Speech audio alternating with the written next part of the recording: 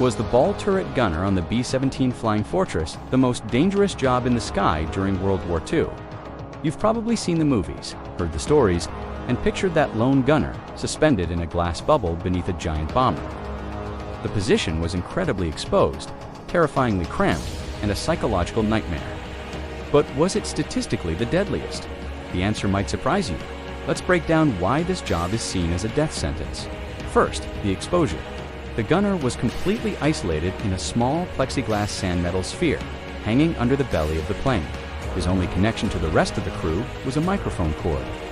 To even fit inside, these men had to be the smallest on the crew, forced into a fetal-like position for hours on end, surrounded by ammunition and machinery. But the biggest risk factor, the one that fueled the legend, was bailing out. A gunner couldn't wear a parachute inside the turret.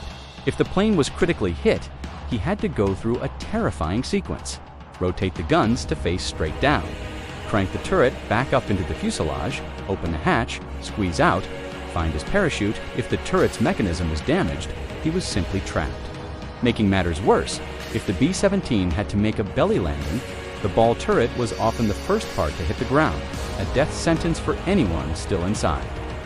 So, with all that said, it must be the most dangerous job, right? Well, here's where the statistical reality paints a different picture.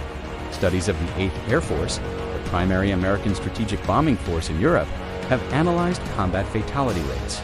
Surprisingly, some of these analyses show that the ball turret position actually had a lower fatality rate compared to other gunners on planes that made it back to base. So, which position was statistically the deadliest in combat? Most data points to the waist gunners. These men stood in the open waist windows on either side of the fuselage. They had a wider field of fire, but they were also terribly exposed to enemy cannon shells and shrapnel, with very little armor to protect them. Here, that's the crucial distinction.